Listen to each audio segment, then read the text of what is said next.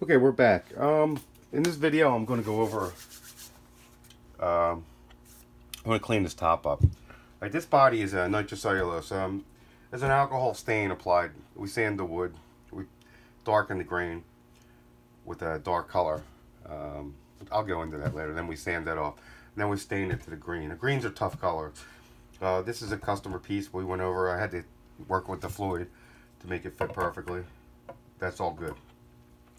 But now it looks nice, but I want it to look real nice. And when I was putting this, I was talking about the shielding. Some of that got drips on the body, which I should have covered it, but I didn't. The other stuff wipes right off, but this stuff doesn't wipe right off. This is a naphtha. Now, this is nitrocellulose lacquer, so we don't want to use any acetone. We don't use no lacquer thinner. We don't want no paint thinner.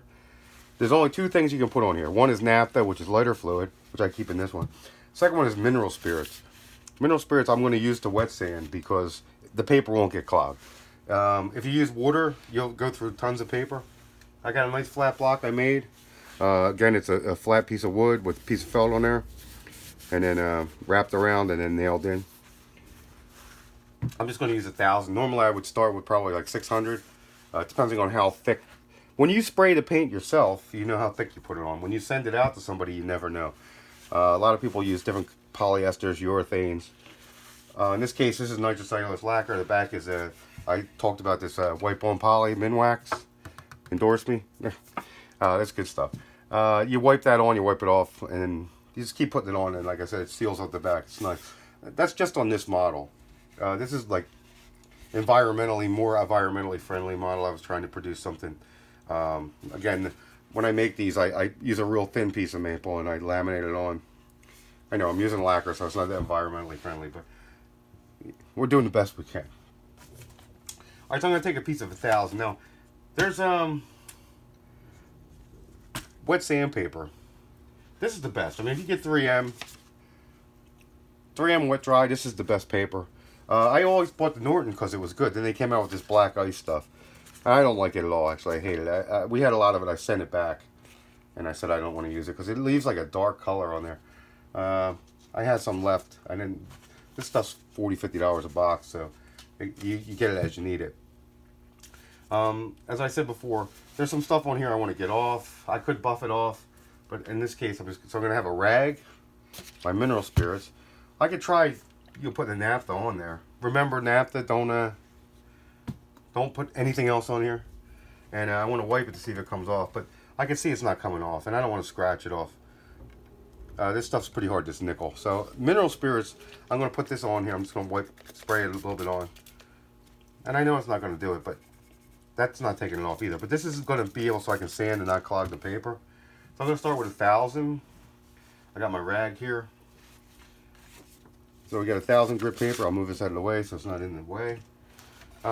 You only want to go in one direction. Don't do any circles. I don't care if you go this direction or that direction. The proper way to do it would be to sand like 600 this way, 800 this way, 1,000 this way, 1,200, 15, 2,000 if you want to go that high. Because I have a buffing wheel, I could usually stop around 1,200 and then I'll rub it out. In this case, I'm just going to sand it. I'm not going to use any pressure here. No pressure. Just I'm just sanding in one direction. Okay. Now, because I'm using the mineral spirits, the paper don't clog. If I use water, the paper would clog. Now I want to get all this this stuff off that's on here. They're drips from the thing. Next time I'm going to put. Like I said, the other kind I use, the shielding paint. I bought this on Amazon.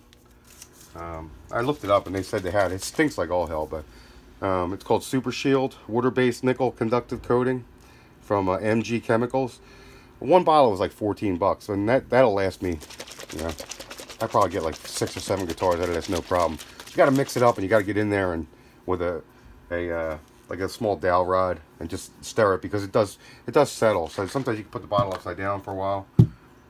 This way. So we're back to 1,000. So basically, I want to get any of this crap off of here that's on here, and I want to clean up all that other stuff. But I'm going to take it to the buffing wheel after I get it done. So we're just always one direction. See, that mineral spirits last forever. So we're sanding one direction, one direction, one direction. So this is 1,000. So this is going to get any fine scratches out. Now I'd already sanded it and buffed it, so I wasn't worried about that. But right now I just want to give it that final beautiful top on it before I assemble it. And once you get it together, it's not easy to buff.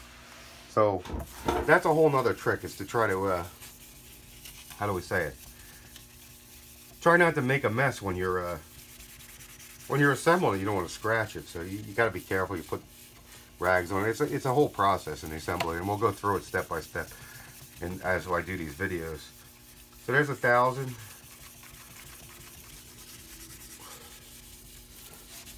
Okay. So there's no more of that stuff on there. I got it all off. No, I'm just going to get these scratches out, but yeah, I'm going to do a little more because that's what we do. All right. Oh, there you go.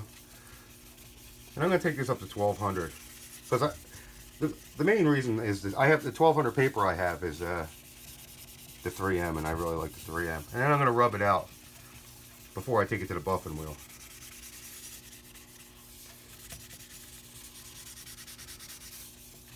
So when you do a finish, which we'll go into finishes later, but the first thing you got to do is level it. So you never want to work in one area, because then you're going to put a divot in it. So you always want to work in long areas like that. Get any scratches out around the edges.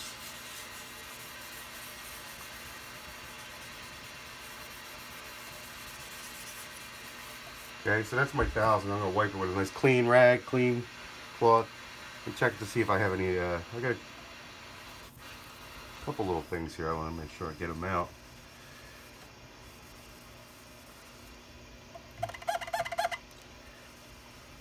And sometimes there's one little thing that I want to sand that out. It's right here. So I'm just going to make sure I get that out. This paper doesn't last as long as it should. So I got a little divot here. It's not even a divot, it's just an annoying thing. But I want to get it out because I'm weird. But you don't sand like in one area, you'll kill it. So what you want to do is do long strokes so that everything comes out beautiful. And if you see any shiny areas, like I'd already gotten rid of them, and I'll explain that in another video. Shiny is no good. That means it's uneven. There's no shine anywhere. I got that little imperfection out. Sometimes you gotta go down. Now I'm gonna use the 1,200 real quick, and then I'll shut the tape off, and we will go into the rubbing it out. So we'll do the 1,200, and you can feel the difference with this 3M paper. It's just, there's a big difference. Like you can feel it cutting. The other stuff was sliding. This is cutting. You can feel it actually cut. So yeah, why I'm not going this way? At this point, the scratches are so fine. Doesn't really matter. But I will go this way just to get them out, and I'll rub it out the other way.